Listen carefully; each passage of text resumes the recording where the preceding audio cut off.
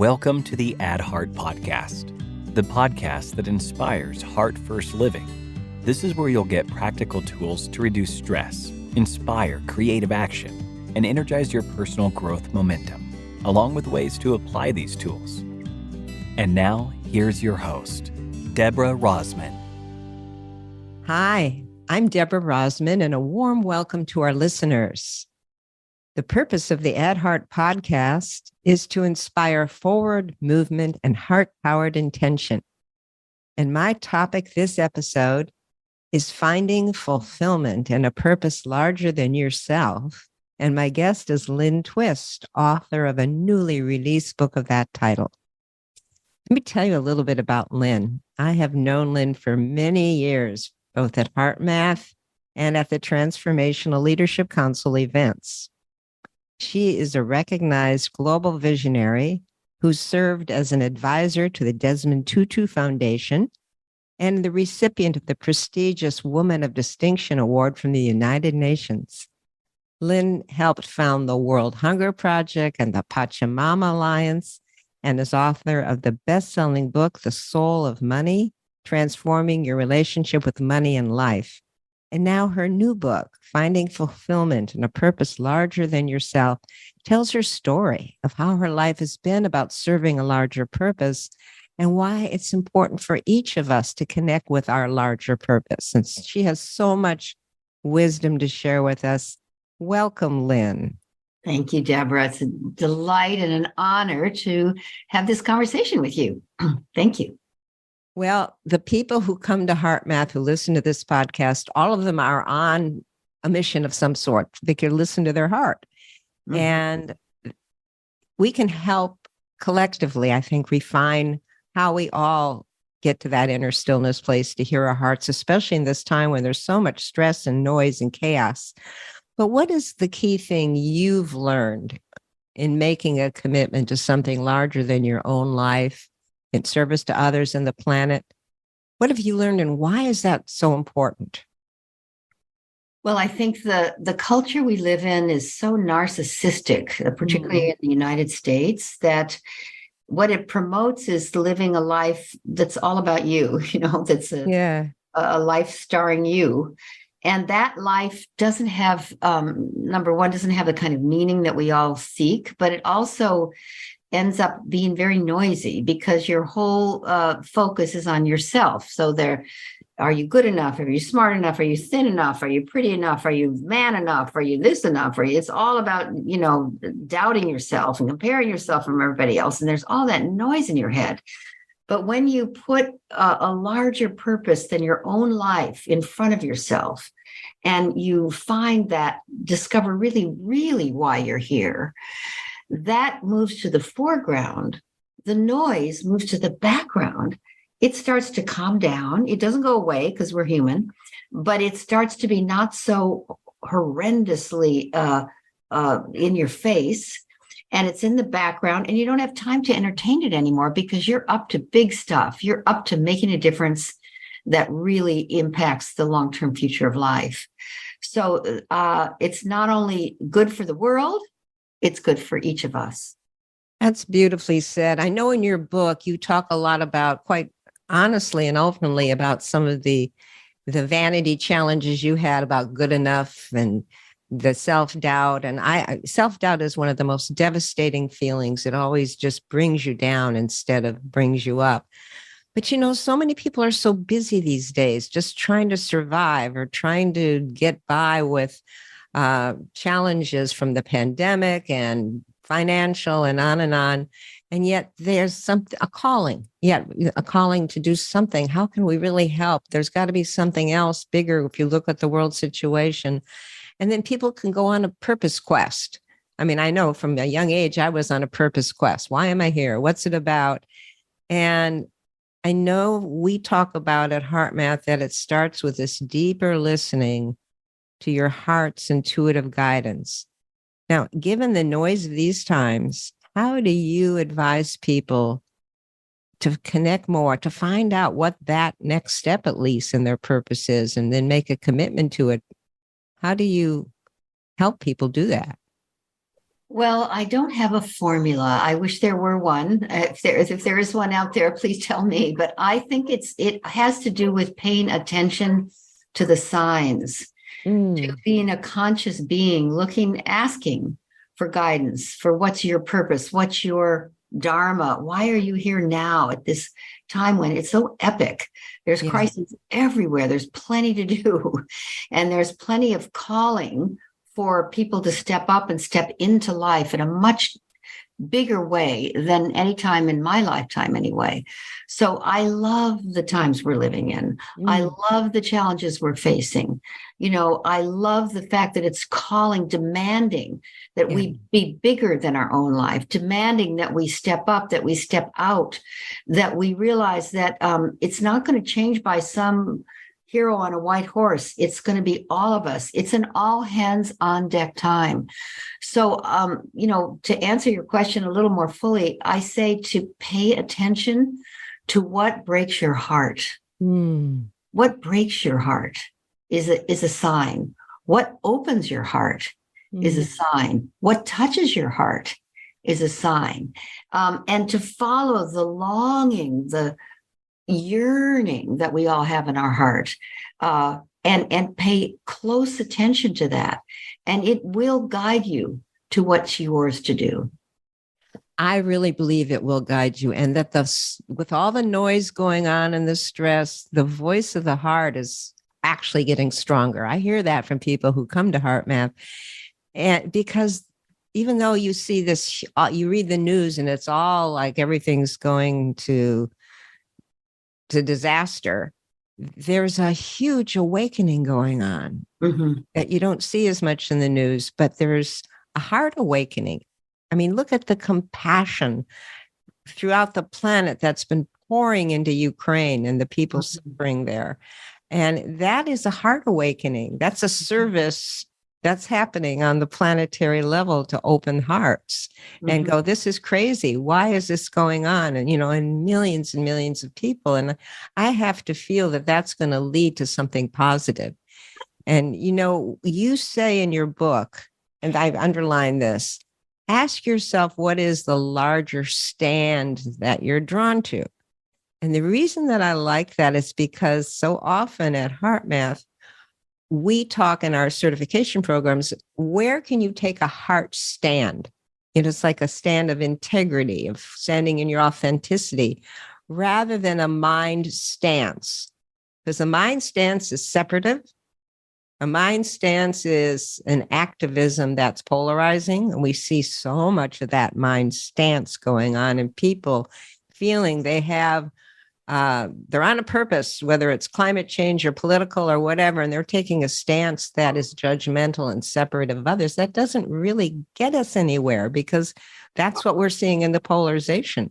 But a heart stand, holding to your heart's inner guidance that's open and inclusive, is, to me, the purpose that can fulfill you. You talk about purpose fulfillment. And certainly in all your stories of your service has all been that heart stand. So that distinction is really important. And I would love for you to comment on that for a moment. Yeah, I love it. I love that language. I use the distinction between taking a position and taking a stand. And I say that taking a position comes from a point of view. In other words, a position is almost like a location. Yeah. And a positionality creates its oppositionality. So yes creates no, here creates there, up creates down, right creates left, pro-choice creates pro-life, actually. And when you get more entrenched in pro-choice, you get a response from more entrenchment from pro-life. And, that's a very, very volatile thing to say, but I actually think those two positions are a good example of the fact that positionality it does create its oppositionality. And that might be what you call a mind stance, where you get so rigidly believing in what you say is the truth that you can't hear any other voices, you can't hear any other points of view. And points of view are really important. Points of view, or positions on the game board, you might say, inform, educate, expand the way we can think, rather than my position is right, your position is wrong. So I call a stand something that rises above that positionality, above all points of view, almost as if you can look down on all those positions on the game board, all those points of view, and you relinquish your point of view or your position or your mind stance and move into the heart, you could say, or move into the larger vision, larger picture, and then you have vision. And that's what people want, is vision rather than a point of view. A point of view is one place from whence you see. Vision is the capacity to see it all. And that actually then gives you access to wisdom. The wisdom ultimately is the wisdom of the heart. Beautifully said. As you were talking, that is such a key. How do we help people realize, because there's strong beliefs underneath positions, whether it's how you were brought up in a particular religion or a family that believes in a certain political position. People's security is stuck in a lot of these beliefs. So the idea of rising above it when you're just so sure you know what you know, that your belief is the right one and the others is the wrong one, that creates this separation of otherness, to be able to help people see there is a bigger picture. And that's what you want to see, because otherwise you're stuck, is such a key thing. I mean, again, the HeartMath research, one of the reasons we started our research lab was to see the heart, brain, nervous system. What is the pathway physiologically for people to activate the higher executive brain, the bigger picture centers of the brain, so that we could, in a non-political, non-belief thing, say, here's the science, here's the physiology. Then you can see a bigger picture of vision and activate wisdom, the heart-brain synchronization, as we call it, so that can access the bigger picture. And we've been committed to that mission, I have, and purpose for years, because something has to give for people to build that inner security. That to be able to get off their stance, or it's security. So I don't, you look at the world around and you wonder, what else can we do to facilitate that? Because I like what you say, fulfillment, the feeling of fulfillment and that satisfaction only really comes when there's that heart inclusivity. It can't be there when you're stuck in your belief. You may have support from other people in your tribe or, your family, but that deep heart fulfillment that I think the Heart Awakening is really about love, about compassion, about the things that bring this bigger picture. What is that? How would you voice that? What is it that you see? Well, I love the research that you do. I just have to validate that, because it's so important. Research, when it's something like this is validated, it opens up the possibility for people who haven't been able to consider it. Right. Because the research says, it says unequivocally often, this is what we've studied and this is what we found. So I love that. It's difficult to get off your position. Another way of talking about what you're asking me, it's difficult. We call it getting off it. Can you get off it? It takes a big person to get off their position long enough to see that there's other ways of seeing things. Right. And I don't have a formula for that either. I mean, I wish there were an A, you do this, then B, you do this, C, you do that. But I actually think that people, when they do get off it, I mean, you just look back in your life at when you were stuck on something, you were certain that person was a jerk, and then you actually talked to them and saw them crying in a situation where they were hurt, or somebody died near to them, and you see their humanity suddenly, and you start to melt a little bit, and you say, oh my God, they're not so bad after all. I kind of like them, I mean, I'm giving a simple kind of silly example, but we all have times that we've gotten off it, where we found out we were wrong. Yeah. I can tell about a million stories about myself. I once went to a reunion at my university. I went to Stanford University, and I hadn't seen some of these people in decades. And one of the guys I dated walked into to the reunion with a beautiful blonde on his arm who was young and juicy and a little bit buxom. I immediately thought, oh my God, he's dumped his wife, my old friend that I knew at Stanford, and he's married some bimbo, and I don't want to talk to that guy, and I hope they don't come over here where I'm sitting. And then we went to get our it was a buffet. We went to get our meal, and we sat at a table that had a couple extra seats, and then they came and sat down next to us. And I thought, and my body was stiff, and I was certain that this guy had dumped my friend, and that he had married some floozy. And then she turned to me and she said, "Oh, I'm so glad we're sitting next to you. My dad wanted me to meet you. That's why he brought me to the reunion so that I could meet you. I'm a PhD student at Harvard. I'm studying the environment. I've learned about the Pachamama Alliance, and I came to the reunion with my dad so I could meet you." And I thought, oh my God.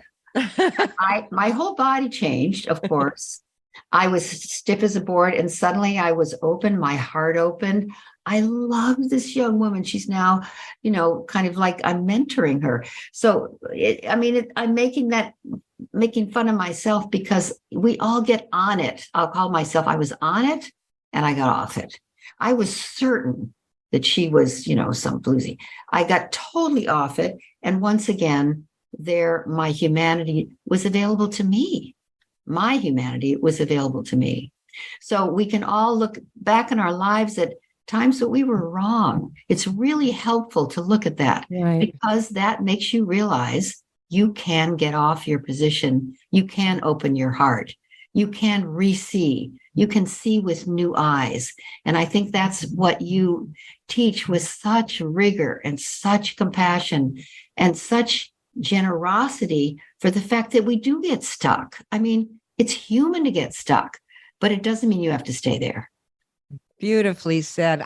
You reminded me of several stories with something similar where I had judged someone and then found out they were blind or there was a reason. And it's like I felt so humiliated inside myself, but that's humbling. And that vulnerability, the heart vulnerability to see that people communicating on a heart-to-heart level is what I know in my heart is what clears that, whether you're bringing together, as some of our certified trainers have done, Palestinians and Jews who think each other has horns coming out of their head because they have never talked to each other. Mm-hmm. And a lot of your work in Africa has been about that. Mm-hmm. You just see the beauty of when people talk vulnerably, what happens? It's magic. Mm-hmm. Yeah, it's totally is.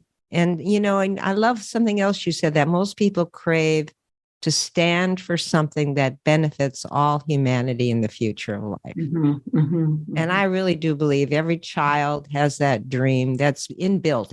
It's coded in our DNA, and we just have to uncover it. And part of that uncovering is, what's your next step? If you don't know what your big, giant purpose is, it's still, each of us has an effective choice towards purpose. That's our next step. That's worth our commitment to step into. But we have to have the security to put the toe in the water and step into it. Mm-hmm, mm-hmm. Yeah. And that takes courage. And courage, as you know so well, comes from the heart core, the courage. It's such a beautiful thing when we take a risk from the heart rather than from the head. Right. Not a calculated risk, what I call an uncalculated risk, a risk that comes from trust, from yearning, from longing to make a difference. And we all know in our heart of hearts, that wonderful phrase, heart of hearts, the heart of our hearts, what the next step is actually. And if we don't know, we can always ask. And I say there's guidance everywhere around us all the time.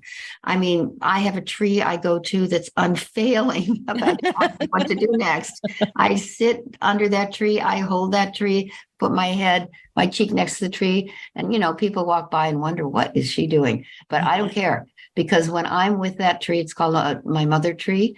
I whatever it is that I probably already knew before I went to the tree starts to show up for me. But there's just guidance everywhere. And if we ask for it, it comes to us.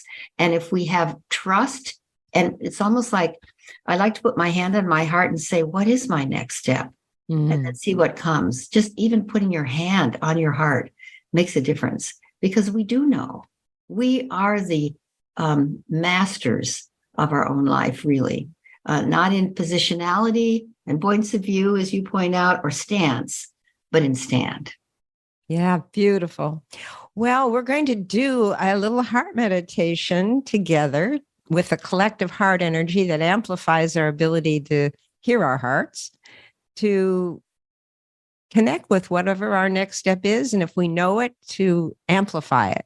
And for each of us to renew our heart's commitment to serve the greater whole. And first things first is always taking responsibility for our own energies, our thoughts, feelings, attitudes, and actions, because that's what helps us get a stronger signal from our heart's intuitive guidance, is getting that alignment and not having all these different voices fighting within us, but doing that alignment. And that's the purpose of this heart meditation. So let's do this together. Okay. Okay. Yes. So let's center in the heart and breathe gratitude or appreciation to warm the heart and increase our heart coherence, our heart-brain alignment.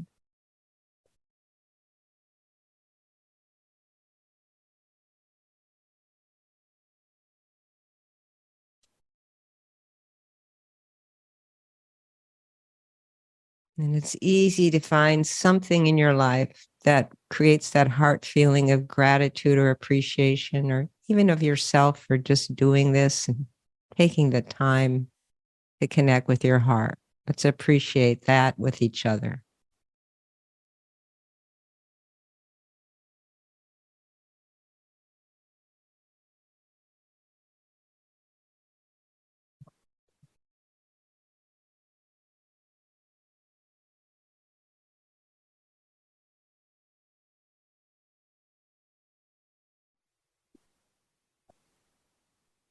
Now, as we continue this heart-focused breathing,